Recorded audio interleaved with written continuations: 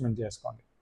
ఫ్యూచర్లో మీరు ఒకవేళ ఆ 4 సైట్లు తీసుకున్న తర్వాత కూడా నేను కట్టుకోలేను, నా దగ్గర డబ్బులు లేవు సార్ అన్న రోజు కూడా మీరు ఎవరికైనా సరే జేడీకి కూడా ఇవ్వచ్చు, జాయింట్ డెవలప్మెంట్.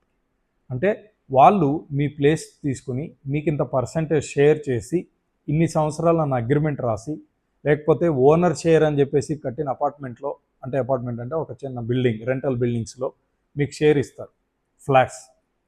సో అలా చేసినా కూడా మీకు మంచి రెంటల్ ఇన్కమ్ వచ్చే ఛాన్సెస్ ఉంటుంది.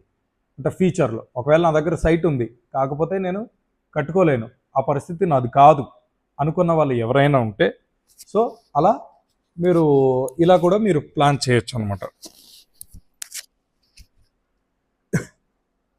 అంటే ఒక 4 సైట్లు తీసేసుకొని అక్కడ జేడీకి ఇచ్చేసినారంటే వాళ్ళే బిల్డింగ్ చేసేస్తారు, బిల్డింగ్ కట్టేసేస్తారు, మీకు ఇంత పర్సెంటేజ్ అని వస్తూ ఉంటుంది.